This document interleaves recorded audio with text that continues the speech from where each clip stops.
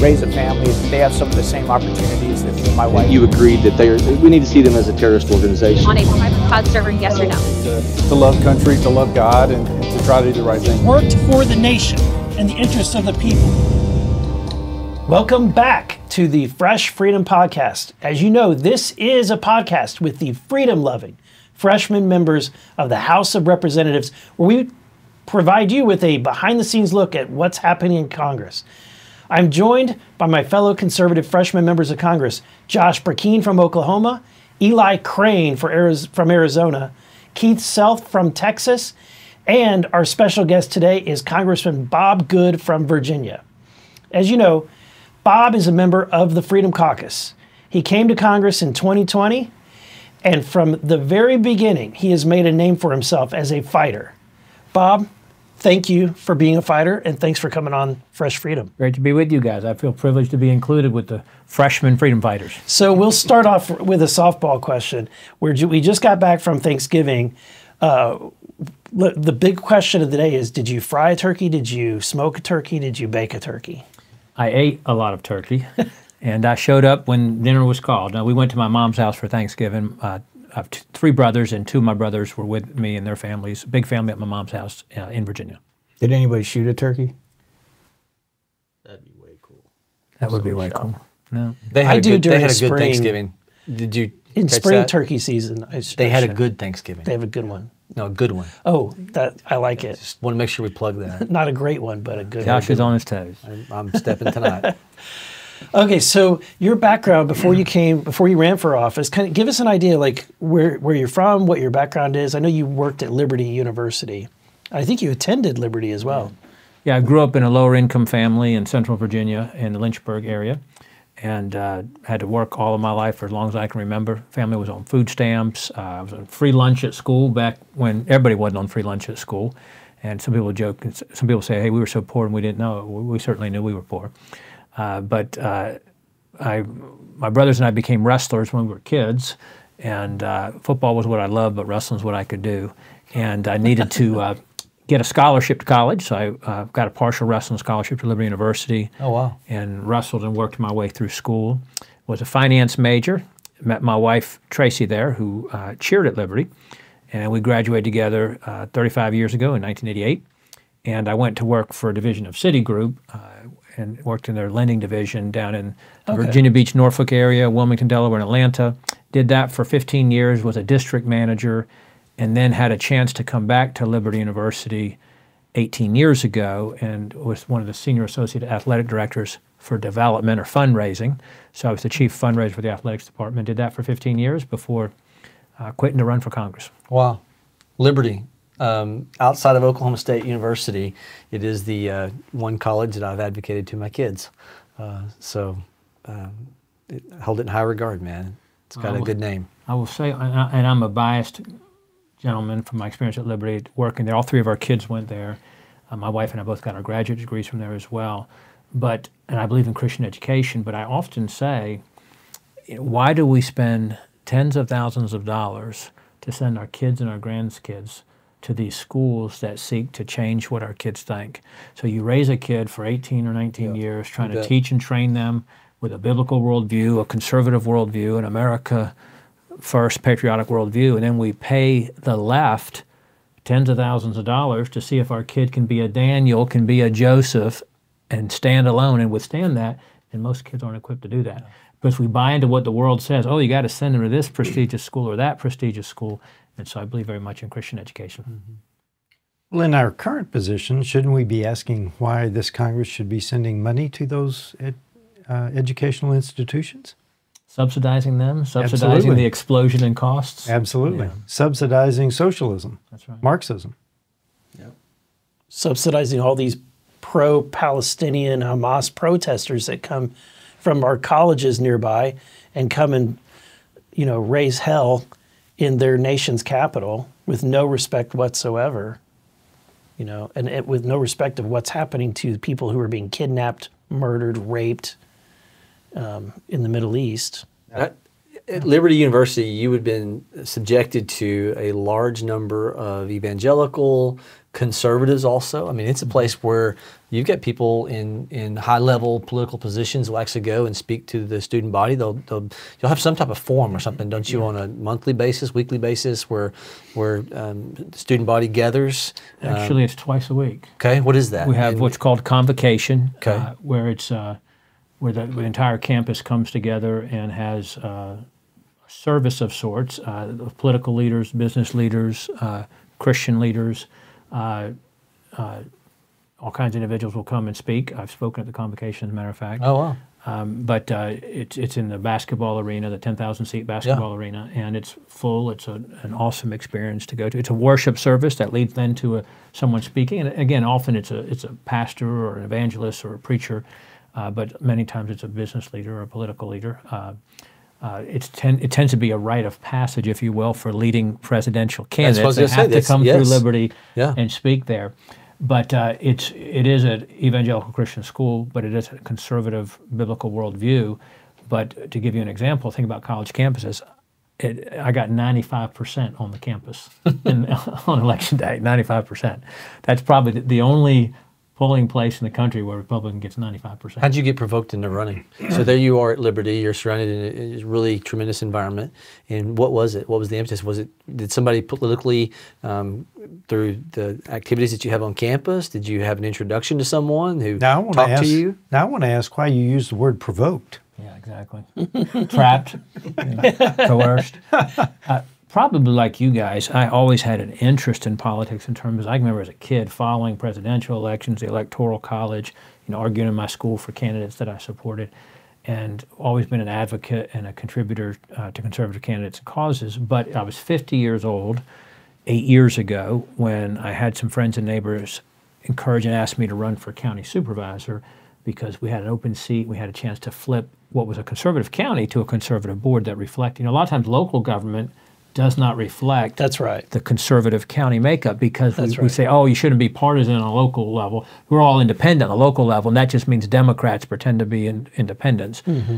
But so my wife and I resisted it because my job at Liberty, when you work on a college campus and when you work in athletics and when you work in fundraising, there's no spring break, fall break, Christmas break, Easter break, Thanksgiving. I mean, it's all the time. It's 24/7. And when you're a fundraiser, you guys know a little bit about that now at least. Right.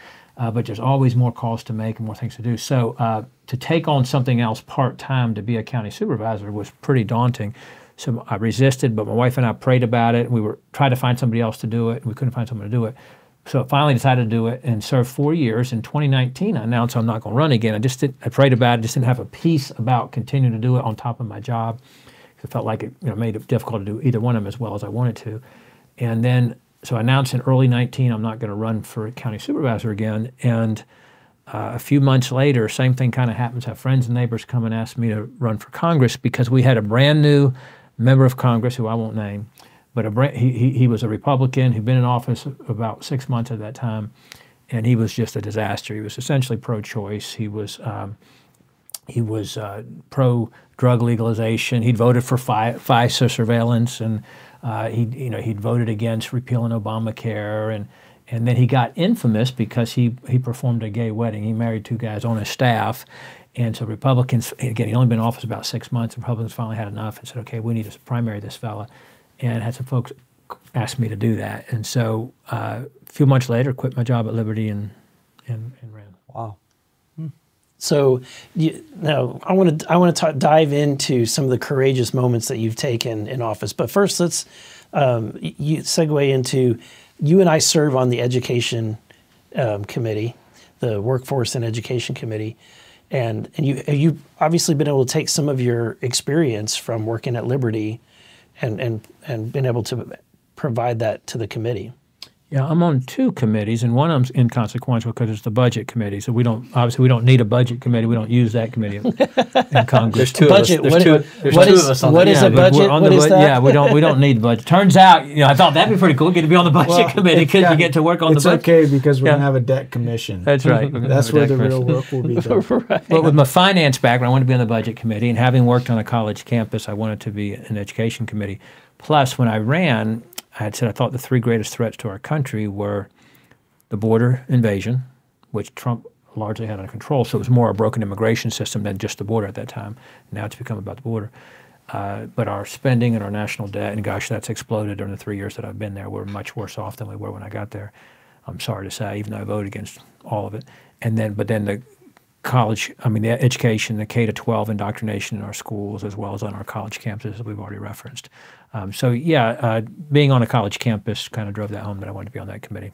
A lot of Republicans don't ask to be on that committee. The Dems love the Education and Workforce Committee, or they call it Ed and Labor when they have the majority, but Republicans tend not to like that committee. I got recruited to that committee, Yeah. I have to admit. Yeah. Mostly because of the workforce side, the labor union stuff, which I don't mind taking on labor unions. Exactly. But, I'm glad that you're on the committee. So when you first got elected, let's talk about the fighter, Bob Good, which I got to say, in knowing you, it's remarkable how when you're interpersonal, one-on-one, you're very subdued. He's nice, isn't he? He's very quiet. Yeah, you wouldn't think. Very calm, very. but then there's another Bob Good, and that's the Bob Good who is speaking to conference, who's at a podium in front of a press conference, and that is, you turn it on. You have this talent that I'm envious of. Where do you channel that from? What are you thinking when you flip the switch and become?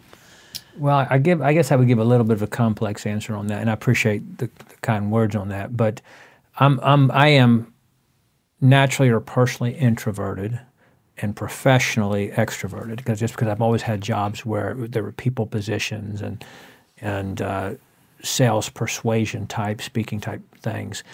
But I do believe the Lord wired me for battle. My flesh likes to confront and to combat. The Bible talks about being peacemakers.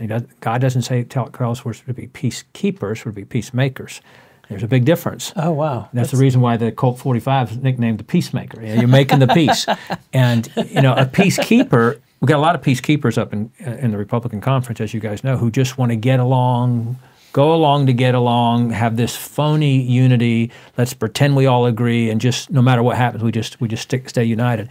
A peacemaker is confronting wrongdoing, trying to make things right, and willing to confront and correct, and that brings conflict, oftentimes, as we know.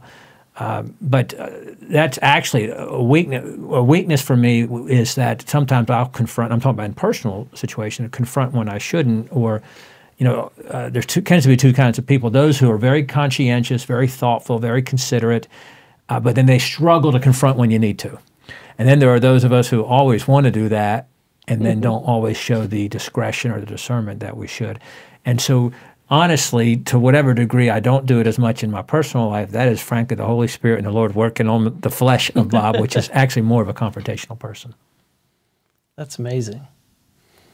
But so some of the fights that you've been involved with from the beginning. So you came in during the COVID era, right? Mm-hmm. And I think we were talking before the cameras were turned on that you fought against Pelosi and her mask mandate during that time. Tell us about some of the fights early on. Well, that one there, when I started, I announced for Congress in November of 19 formally.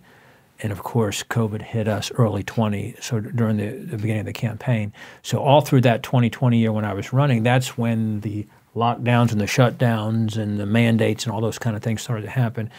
And while I don't have any kind of a medical background like you guys, I read a lot and I study a lot and I try to get good information, but it never made sense to me the way that we were treating everybody the same, young people like senior citizens, people with multiple comorbidity factors. We were treating college students like these folks who were at high risk.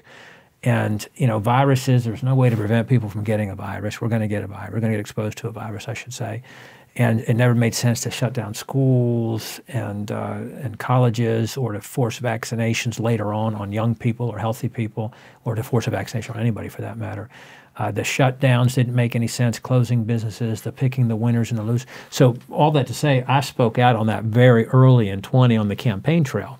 We never wore masks at our events. We never stopped having events. We never did any silly social. I'm a germaphobe anyway, so I mean, I wash my hands and I don't eat and drink after people. So I literally didn't change anything.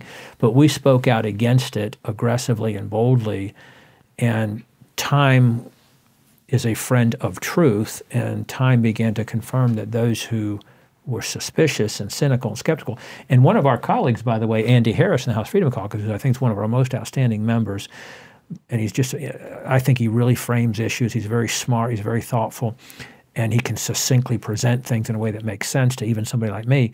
But I remember Andy, who's a physician, as you guys may know, but Andy saying a couple of years ago that, science is, all of his medical experience and training said science is supposed to be debated, to be challenged, to be vetted, to hold up to scrutiny. He said, but except under COVID, they as physicians, only one narrative, only one thought process, only one mindset was the acceptable, the norm, and everything else was shut down. So anyway, and I actually got a lot of negative media attention for one time saying in a speech at a Trump rally, saying that this is a phony pandemic. This is and now technically it was a pandemic because it was widespread, but I meant it was phony in the sense that the way, now the quote went on to say, hey, it's a serious virus, but it's a phony pandemic. But what I meant was the way they're trying to put fear in everyone's heart that we're all going to die from COVID. That we're all going to die from COVID, young people and children. And remember when they told kids they could stop wearing masks to school, and so many of them kept wearing the mask to school. Think about the harm we did to children. Wearing masks. There's still people wearing masks. The harm we did to children. Plane today coming here that were wearing masks. Yeah. I kind of, when I see those people, I just so badly want to say, what sign are you waiting for? Are you waiting for Fauci to say, you could take the mask off? But it's just remarkable how fear really gripped people and caused people to make some crazy, crazy choices. Indeed. Okay, so the other fights that you've been involved with, have you been in the forefront of some of these fights with changing the rules, getting the right speaker in place? What has been the most difficult moment where that you've had to take a difficult stand? Well, we're all gifted in different ways, and we have some really good members in the House Freedom Caucus. We got some really smart members, and I recognize a lot of members who are much smarter in the Freedom Caucus than I am. Many of them just are stronger on policy, and they're stronger on the parliamentary procedures and how the House works and things like that. We got some really good members in our House, Freedom Caucus group, as you guys know. Where I think my strength is in the area of just being bold and aggressive, often wrong, but never in doubt, as they say. I think God has helped me with the gift of persuasion and making a case. But I rely on a lot of the other guys in the team who are just smarter on the issues, and I'm just being transparent on that. To recognize, and any gift that we have is a gift from the Lord, and obviously we're all gifted in different ways. But in terms of casting votes, I honestly would say there's only been 2 or 3 hard votes I've ever taken on the House floor.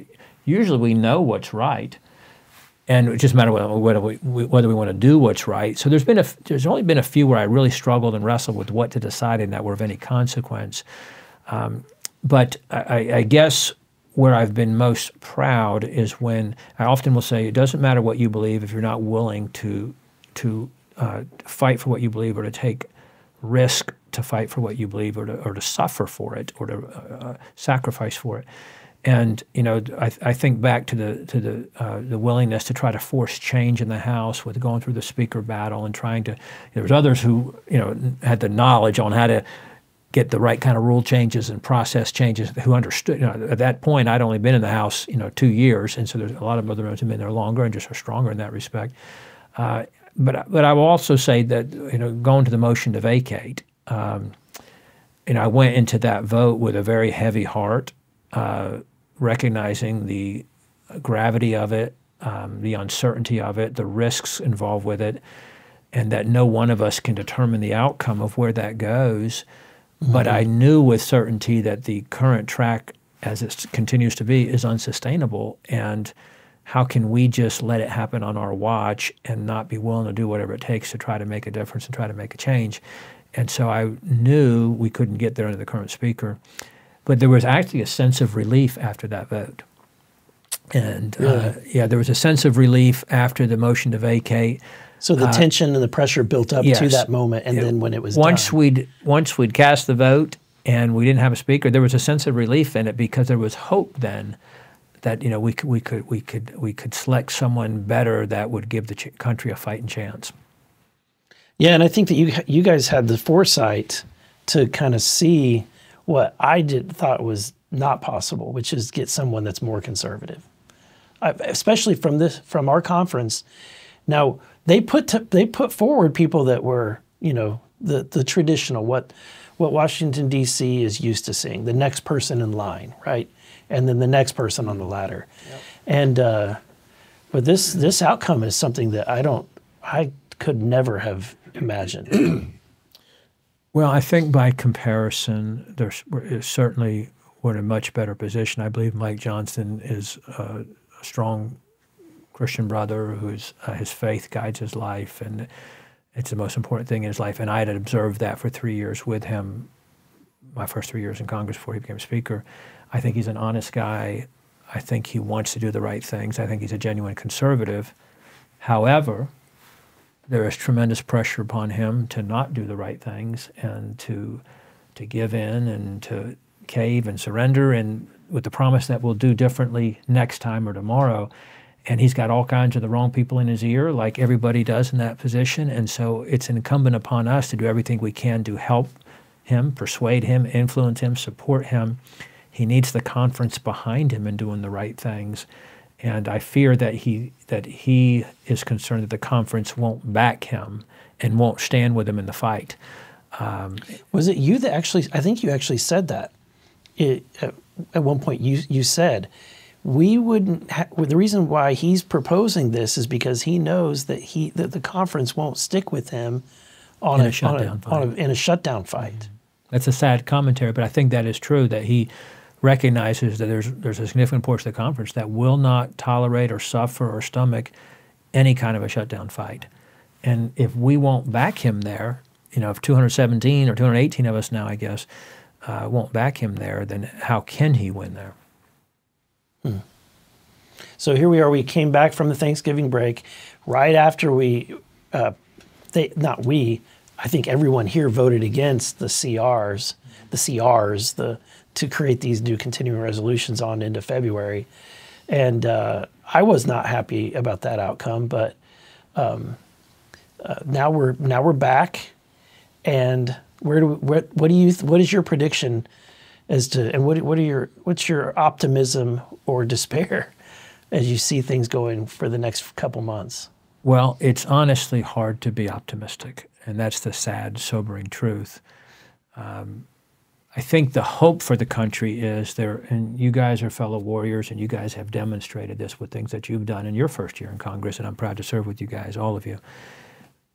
And the hope for the country is there are some members of Congress who've been willing at an unprecedented level in modern times to vote against their own political interests, to vote against their own political futures, to risk everything politically to try to bring change. And I think the Republican conference and even the Democrats on the other side and even many members, even critical members of the media recognize that some of us are willing, even if it meant we were going to lose an election, to try to do what we thought was right to try to save the country. And it's hard to figure out that right strategy and that right balance and that right course of action all the time to do that.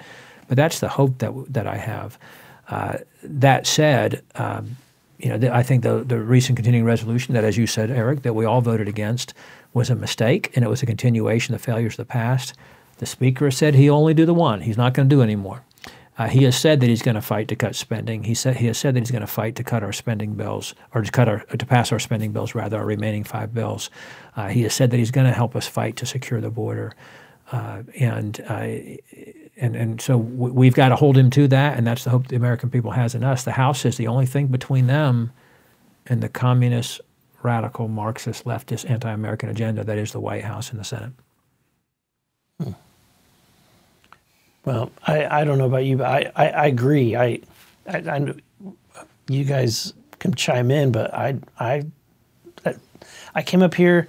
I've never been more disillusioned and disappointed with until I joined the conference. And some of these conference meetings, you realize how few people are willing to be like a Bob Good and fight and actually stand on principle. I've been frustrated. When our entire discretionary spending, which you pointed out early, when we tripped the threshold this year, it was like 80% of our discretionary spending was borrowed money.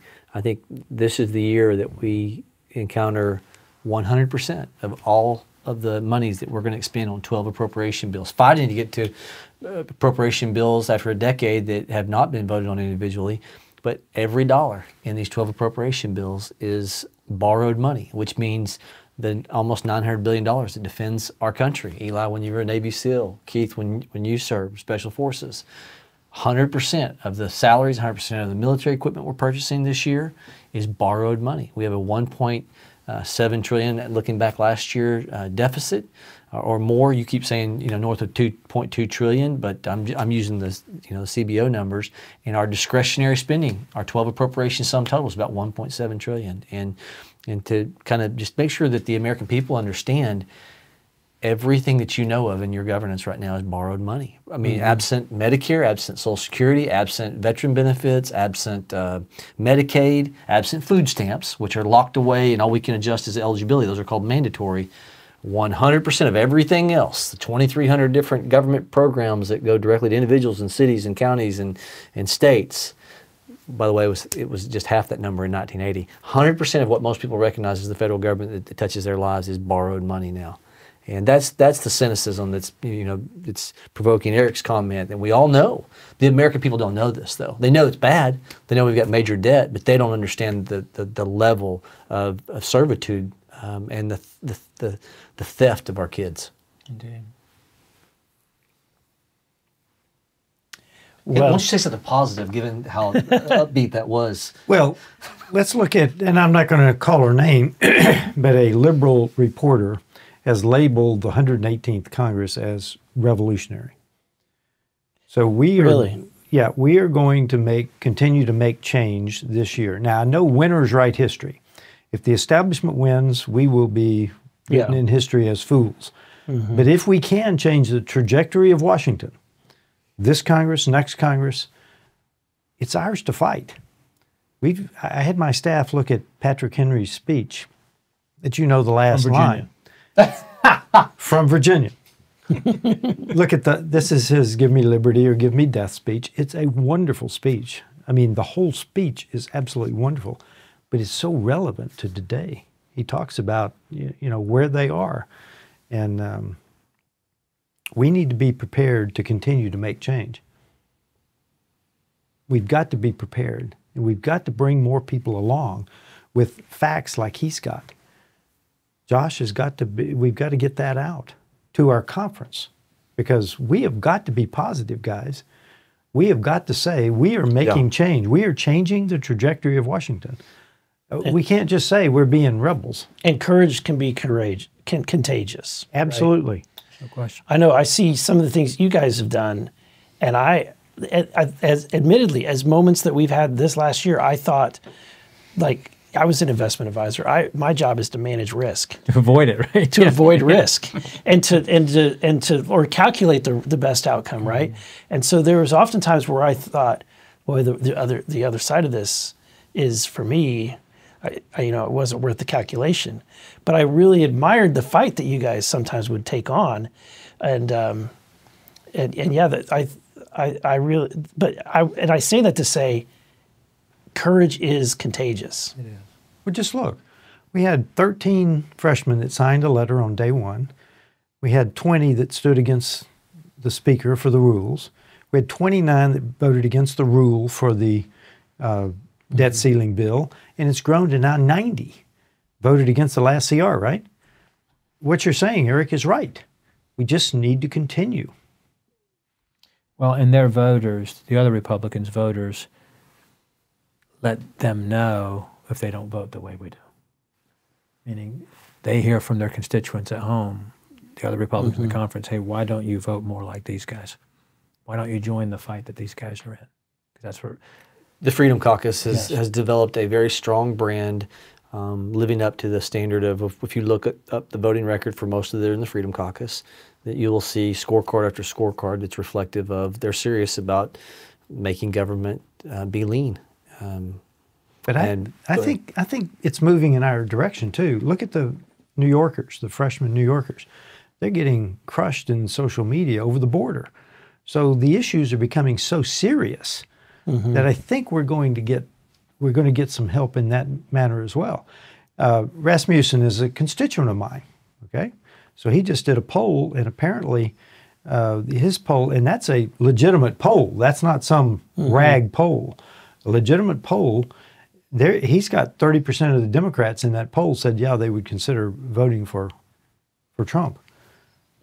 I mean, it's some of the numbers are incredible right now, and I know it's a long time to the election. It's an eternity, but still, the numbers are moving. So just talking about optimism, because it is easy to get in the numbers and be dismal. My team often says to me, because I do a lot of town halls, land on a positive note. I think for all of us, knowing each of you individually, our hope is not in government. We actually believe on our money where it says in God we trust. And so our hope is in a much higher place than government. But I'm excited about the potential. I think all of us can look and see that it looks very promising that Trump is going to be the nominee, and believing that he would come in with gusto and fight the bureaucracy that's so embedded, that he would take what Argentina is showing right now. Have you all saw what's happening in Argentina right now? Walk into have you seen this, Bob? Argentina just elected this libertarian who is walking in, and he's talking about if it's not for national defense, if it's not for police, and then he's not even talking about infrastructure, man. He's talking about if it's not for police, courts, and defense, it's out. And he actually has visuals. He's going in and grabbing things off the chalkboard, saying ministry of so and so. You're out. What's the word he's using? I think he's saying abuelo. Which my Spanish is not that good. It's not that good. I might be corrected here quickly. Well, but yeah, he's like throwing all these apartments out. We're at the point now when we talk about these numbers financially. Can you imagine if Trump was to come back in a second term and be that provoked that we actually start amputating instead of scalpel, fiddling around like you constantly talk about in those budget negotiations? We're just playing around with the edges here. Can you imagine if we could actually get serious about amputating the gangrene of bureaucracy that's so unconstitutional, getting rid of agencies, entire agencies that we know should not be unto the Fed, but unto the state or the people? Just got to have the stomach to do what needs to be done. Yeah, it's interesting because while Bob was talking, I was getting pretty depressed. and then Keith, when you jumped in, man, I started getting a little optimistic. That was awesome. I don't know where you found this guy, but you need to bring him back. Well, I know he's an every week guy. I'm a one timer. That's right. Well, as Christians, we might not even air this episode. I mean, nobody watches it anyway. Bob's just like me. He's like the Trail of Tears. Well, Bob, thanks for being on. I know that Donald Trump loves Bob Good. He probably wants Bob great. But we love Bob Good. We want to say thank you for coming on the show and really appreciate your courage. Really appreciate your fight. And I really love your speeches. Yeah. Well, thank you. He hardly ever gives them, but when he does. Yeah. Thanks for having me, guys. And thank you for joining us. We'll see you the next time on the Fresh Freedom Podcast.